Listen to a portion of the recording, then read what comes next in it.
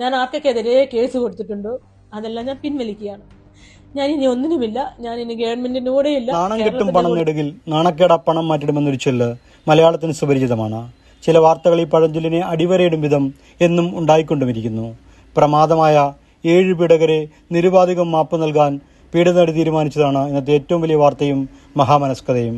Hema commission റിപ്പോർട്ടിന്റെ വെളിച്ചത്തിൽ മുകേഷ്, ഇടവേള ബാബു, ജയസൂര്യ, ബാലചന്ദ്രമേനോൻ എന്നിവർക്കെതിരെയുള്ള പീഡന പരാതിയാണ് നടി നിരുപാധികം പിൻവലിച്ചത്. സർക്കാർ തനിക്ക് വേണ്ടുന്ന പിന്തുണ നൽകുന്നില്ല എന്ന വരട്ട് തത്വം പറഞ്ഞാണ് നടി തടി കൈച്ചിലാക്കിയിരിക്കുന്നത്. വേണ്ടുന്ന പിന്തുണ ഏറെ കിട്ടിയതിനാലാണ് ഇപ്പോൾ ഇങ്ങനെയൊരു മനം മാറ്റമെന്നും ചില പരദൂഷകർ പാടി നടക്കുന്നുണ്ട്. ബാലചന്ദ്രമേനോനെ പറ്റിയൊക്കെ പീഡിത നടി നടത്തിയ വെളിപ്പെടുത്തലുകൾ കേട്ടാൽ ബാലചന്ദ്രമേനോനെ ജീവിതത്തിൽ ഒരിക്കലെങ്കിലും ആരാധിച്ചവർ പോലും വെറുത്തു പോകുമായിരുന്നു. എന്നിട്ടും വിശാല മനസ്കയായ നമ്മുടെ പീഡിത നടി പുറത്തു കൊടുത്തില്ലേ ഭാഗ്യം. യഥാർത്ഥ പീഡന പരാതികളെ പോലും സംശയമുനയിൽ നിർത്താൻ ഉതകുന്ന ഇത്തരം തട്ടിപ്പ് പീഡിതരെ മേലിലെങ്കിലും തിരിച്ചറിഞ്ഞ് ശിക്ഷിക്കുക. സ്ത്രീപക്ഷ നിയമങ്ങളിൽ കൂടുതൽ സുതാര്യത ഒരുപക്ഷെ ഭാവിയിലെങ്കിലും വ്യാജപീഡന ആരോപണം പേടിപ്പെടുത്തുന്ന ഓർമ്മയായേക്കും. നാടകമേ ഉലകം.